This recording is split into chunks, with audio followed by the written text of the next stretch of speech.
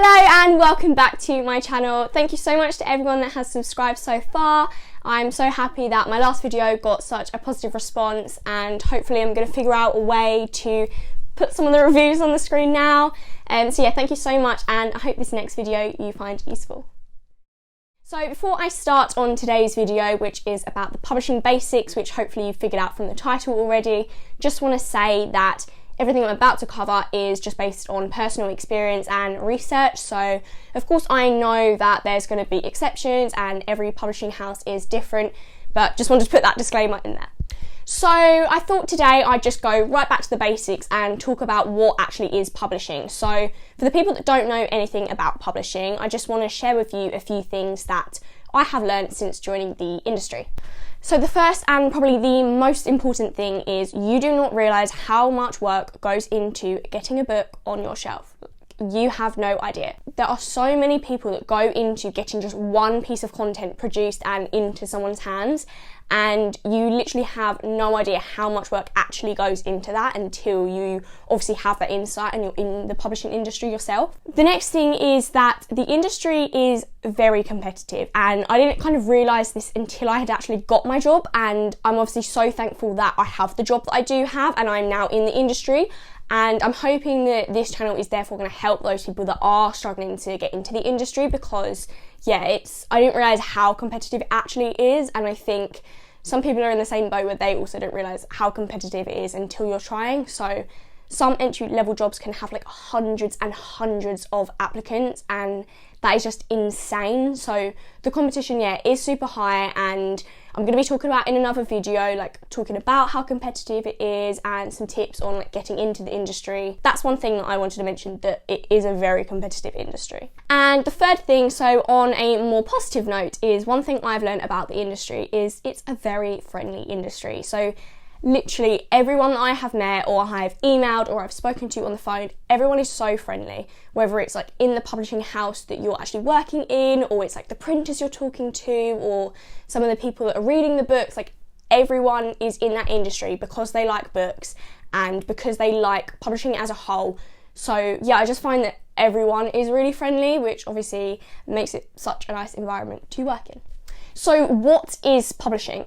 Publishing, the way that I see it, is essentially creating content. And I would say that it's creating content in order to sell it to somebody for money, but that's not always the case. So now, for example, we have open access, which I'm going to talk about in another video, but that's essentially where you have material that you can read for free. And so yeah, so that means it's not technically being sold as such. Yeah, I would say it's creating content in order to sell, but that's not always the case. I would also say that it's creating content that you can then read, but again, with things changing, new technology evolving, this also isn't the case. So you have things like audiobooks, which you're not technically reading, but you're listening to, but that's still classed under the publishing industry. Traditionally though, publishing is creating content in order to be sold, and it is creating content in order to read. So that's kind of publishing in a nutshell. So publishing comes in many forms, and I think that people that aren't in the industry don't necessarily know how many types of publishing there are, or types of genres there are, or areas of publishing. I think that a lot of people, when they think of publishing, they think of when they're lying on a sunbed and they're on holiday and they pick up this like romantic novel and they're reading that. That's what they think of when they think of books. So if you say, do you read a lot? They'll think, no, not really, because I haven't picked up a book since last summer when I was on holiday in Ibiza. So yeah, so I think that I just kind of wanted to cover some of the different types of publishing, and actually you might be reading more types of publishing than you realise. So on the internet, for example, or any ebooks that you might download, that is still publishing. So yeah, there are definitely a lot of different types of publishing. So there's your traditional trade, commercial, general, consumer, whatever you want to call it, publishing. So that's kind of like the more common one, I suppose, and what I'm going to be talking about more in my videos on my channel. And I suppose, yeah, like the most popular one that people tend to think of publishing as. There's also academic, educational, hybrid, contract, self-publishing, vanity publishing, boutique publishing, electronic publishing, and I will go into a little bit now about what each of those are. So trade publishing is of course the most popular, and this is like anything that you'll read for leisure. So yeah, this is those books that you read on holiday when you're in the sun, those books where traditionally the customer is usually the consumer. So by that I mean you're the one that's going to buy it in the shop and then you're going to read it. So examples of this include like novels or cookbooks, or yeah, basically anything that the consumer is going to read for leisure. And Penguin Random House are the leading trade publisher. So academic that I do a lot of work in at Bloomsbury, this tends to be your more niche content and like really informative, and it tends to be where authors work with people like universities or higher education. And monographs are like a really good example of academic publishing. So monographs are basically normally quite expensive but really niche, detailed books. Now, a little bit confusingly, educational publishing is not the same as academic. So whereas academic is probably working with universities more and higher education, educational publishing is more like schools, so it will be like textbooks or tests. Pearson is a massive example of educational publishing. So then you have boutique publishers, and these tend to be a lot smaller in size, and it's where they publish material that is like quite niche and quite specific to like an area or genre. I just want to say, if you do work for a boutique publisher, I would love to hear from you so we can like connect a bit more and I can find out firsthand what it's like working for a boutique publisher. And then self-publishing, which I'm going to talk about in another video in more detail, is basically where the author takes on everything themselves. So this is like from the very beginning they will have to either do everything alone or hire freelancers, whereas publishers will have different departments and different people to do that for them.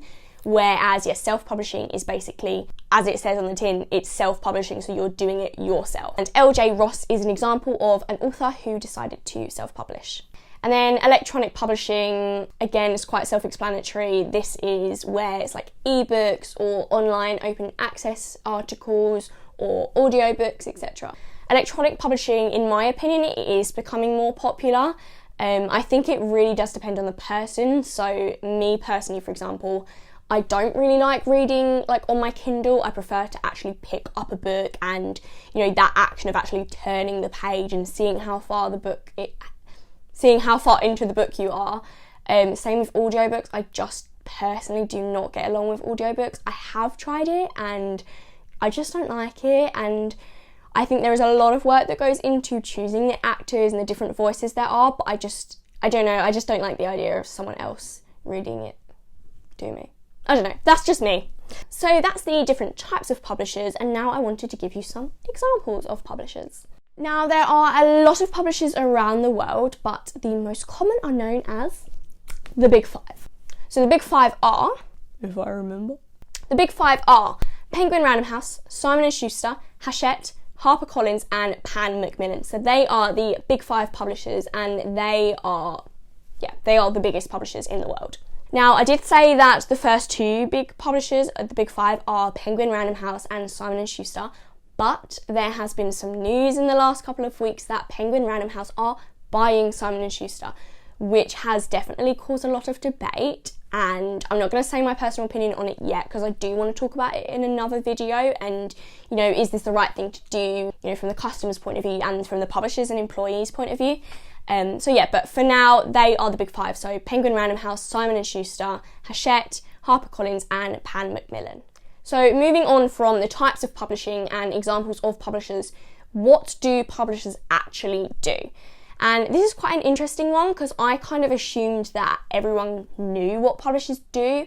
It was actually my sister that got me quite intrigued in this, and she basically said, what do the publishers actually do? Like, what is it that your work are responsible for? Because, you know, the authors obviously write the book, so what do you actually do? So the way I see it is in 3 steps. So overall, it's getting content, like raw content, into somebody's hands. The first stage is actually getting the content. So have you already got it, and has it been submitted by an agency, for example, or do you need to commission it? And this is essentially the very first stage of the publishing journey. Then you have the edits and changes. So this is like the middle stage, and it's like, has there been any corrections to the text? You know, are there any like grammatical errors that you need to change? Do you need like a front cover design, like a jacket image design? And then you have like, for example, from a production point of view, so who are you going to actually print it with? What's the name of the printer you're going to use? Are you going to print it in the UK or in the US or India, for example? That's kind of like the middle stage is like the biggest part, bulk of what the publishers do. So improving the material, I suppose, and making all those big decisions. So like, how much is the book actually going to sell for? And then again, the way I see it, the third and final stage is actually selling the book. So I did mention previously that, you know, it's not always sold for money, but typically, traditionally, the material is sold for money. So this is like the last stage in the publishing process, and it's like, how are the publishers actually going to make their money from getting this piece of work? So I can't quite remember what the actual quote is, but it's something along the lines of, you know, you can have material, but if no one knows that it actually exists, then they're not going to find it and they're not going to buy it. So that's kind of like the final stage of the publishing process. It's kind of that marketing, sales, publicity, PR kind of aspect to it, where you're actually telling customers and consumers, this is what we've made. So publishers are responsible for that side of it too. So again, just reiterating that that's how self-publishing does differ to traditional publishing houses. So authors will have to normally take on all those stages themselves. So they'll have to, you know, hire freelancers and typesetters to edit the text for them. They might have to hire a designer to do their jacket image for them, or they might have to, you know, actually sell it themselves. So, you know, promoting it themselves on social media, which, you know, a lot of authors do that now, even when they're working with publishers. But authors, when you're self-publishing, you're essentially responsible for getting your book out there. And so I suppose you don't have that kind of backing from the publisher and the kind of budget behind it, I suppose, as well. I think publishers normally would have more of a budget to market your book than the author would personally. So another thing that I've learned since joining the publishing industry is it's a very collaborative business. So basically, everyone works together. Every single department in the industry works together to create new material, create unique material, like boost the discoverability, like ensure like really high sales, like maximize those sales, and ensuring that the product is actually high quality. There's also things like ensuring that the metadata is correct. Like, I'm going to talk about metadata in another video, but that's so important, and that is essentially every department's job to make sure that that is correct. And then of course there is arguably the most important job, and that's where every department is responsible for looking after the authors. At the end of the day, they're the ones that we need to care for. And then moving on, so the different departments in publishing, I'm going to be talking in more detail about like each individual department in future videos on my channel, but I just wanted to give a bit of like an overview of what the most common departments are. And as I said at the beginning of the video, like every publishing house is different, so some might not have all these departments, some will have a lot more than this, but traditionally these are the most common departments in the publishing industry. So the first and probably the most competitive department to get into is editorial.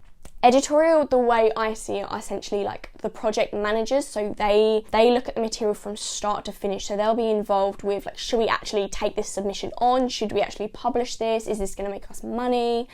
And they go through all the stages in the middle. So like they'll have a say on like the cover design, for example, and then right at the end they'll be helping market the book too. So yeah, so the way I see it, editorial is basically the project managers, and they see the book all the way from start to finish, and normally that's the editors are the point of contact for the authors. So if the author has a query, they will go to their designated editor.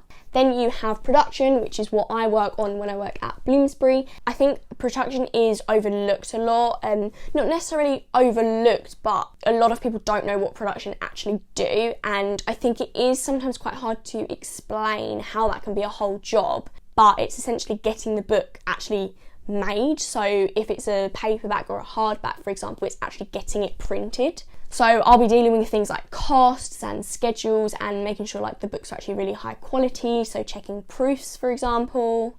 And then similarly, design kind of mixes in a little bit with production, and so as opposed to the interior, which production normally look at more, design will be looking at like the exterior, and like the cover design, making decisions on that, like what colours to be used, what images to be used, etc. In my opinion, these are probably like the more creative people. They look at things more visually. I think it's important to note as well that there are different roles in each department. I think basically, like any other department, design is kind of like misunderstood as well. So for example, an art worker is different to a designer. And then you have things like, they won't necessarily be looking at the cover as well, they'll be looking at marketing materials. So one of the things I did the past couple of weeks is briefing the design team for an activity pack. It's for one of our children's books, and when I can, I will share it with you because it's really exciting and it was really, really fun to work on. So it was for one of our children's books that's coming out soon, and we wanted to create like an activity pack, like whether that be like a word search involved or like a jigsaw puzzle or like a maze. And it was essentially my job to brief the designers and say, this is how I want it to look, and these are the colours I want involved, and these are the changes that need to be made, and this is the image from the book that I want you to use. And yeah, so it's the design team in that aspect that it's their job to create that brief into something. So I, from a marketing and publicity point of view, I briefed that to the designers and said on a Word document, ABC, this is how I want to see it, XYZ, and the design team actually made it. Then you have the sales and ops team. That's, again, I think not a lot of people know what they do, but essentially from my point of view, they're the ones that communicate with the retailers and try and basically like maximize the profits, and they'll keep a look on like how much stock we've got left in the warehouses. Are we making enough profit on this book? Then you have Where My Heart Lies, you have marketing and publicity. So this is, again, like I said earlier, no one is going to buy your book unless they know it's out there. So marketing and publicity is essentially telling customers that it's here and telling them how good it is. Marketing and publicity is essentially like boosting the discoverability. So what I mean by that is, like telling customers and consumers that this book actually exists and this is where you can find it. Marketing and publicity is also responsible for like reviews. So yes, then you have these review sites such as NetGalley and Goodreads that I'm sure a lot of you are familiar with. And it's basically the marketing and publicity team to, let people know it's on NetGalley, for example, and potentially even using those as material, to put on our social media. And finally, you have the rights team. Now, when I first joined the publishing industry, I was like, right, that sounds boring in my opinion. That's not a bit of me. Like, that sounds like a lot of contracts. That sounds like a lot of legal stuff. And actually, it's not. I suppose some aspect of that is true, but rights is technically increasing the visibility of your product across different territories. So it's like selling the translation rights or selling the rights to print in another country. Yeah, as I said, it's increasing the visibility. So can someone find this book if they lived in France? So as I said, they're kind of the main departments that I think are, traditional for publishing houses. And as I said, there are differences between publishing houses. So digital might be a whole nother massive department where they'll look at like digital sales, and they'll look at ebooks, and they'll look at audiobooks, for example. But I think, what I covered is kind of the basic outline of how a publishing house is structured and the kind of key teams within that. Within each publishing department as well, there are obviously so many different roles. So rights, for example, you have a rights assistant, and then you have a rights manager. Editorial, for example, you'll have so many different types of editorial roles. So you can have copy editor, you can have line editor, you can have proofreader, and that's again something I'm going to talk about in another video. If you haven't seen my last video, which I'm hoping I'm going to learn how to put it up here, did that work? I recommend this book. So it's called The Publishing Business, and I was recommended it by someone outside of Bloomsbury, but it is actually published by Bloomsbury. And it basically covers everything that you need to know about each department. So it's got like interviews with people in there. The contents I find just really funky. I don't know if you can see that. Yeah, the contents I just find really funky, and it goes into detail about each of the departments and what they do. So in here you have like editorial processes, design and production, print and digital publishing, rights, marketing and PR, etc. So yeah, if you haven't already, I would definitely recommend getting this on the Bloomsbury website, which I'll put a link in the description below. This wasn't, I haven't been told to put this in my video at all. It's genuinely a personal recommendation. I bought it. It's only about 20 quid. And I think that it's definitely worth it for anyone that is either trying to get into the industry and learn a bit more about what publishers do, or anyone that, you know, if you just want to find out a bit more about like what your colleagues do, I think it's definitely so beneficial for me now that I have such an in-depth understanding of each individual department. I think it's definitely easy to get a job in publishing in your department and only know what your department and your colleagues do. And yeah, I think this book will definitely help you understand what it is that everyone else does. So I just wanted to quickly talk about as well, like I'm sure a lot of people know the differences between non-fiction and fiction. So for example, this book here is called The Science of Sin. It's by Bloomsbury and it's a non-fiction book. And the subtitle is Why We Do the Things We Know We Shouldn't, which to me just grabbed me straight away. You know, I'm genuinely so interested in psychology and sociology, so I was like, yes, if I can find out about people's brains, then give it to me. And so this is an example of a non-fiction book. So it's like real, true information, it's based on real life, it's facts at the end of the day. Whereas this book, for example, is called The Man Who Didn't Call. This was published by Pan Macmillan, and this is a fiction book. So it's about a couple that spend like a whole week together, and then the man doesn't call at the end of the week, and it's about like what happened to him. So this is what I'm currently reading at the moment. I'm on chapter 4. So I think a lot of people know the difference between fiction and non-fiction, and you know, they might think that that's the different types of publishing, but it's not. There are many different types of publishing. So I hope that video was quite useful, just talking about like the basics of publishing, how the industry is structured and the different departments there are. As I said, I'm going to talk about in another video like the different departments in detail. I'm also going to be doing some interviews, hopefully, COVID, with different people in their roles and giving you first-hand information on what it is that they actually do. So for now, I hope that was really useful for you guys. Again, please do subscribe if you're trying to get into the industry or you just want to watch me waffle on each week. It's up to you, your choice. Hopefully like you're going to learn something from these videos. If there is anything that you'd like to see in particular, please do let me know, because at the end of the day, this is for me to educate you guys. And yeah, so if there is anything that you want to see, just let me know. Slow down. What am I trying to say?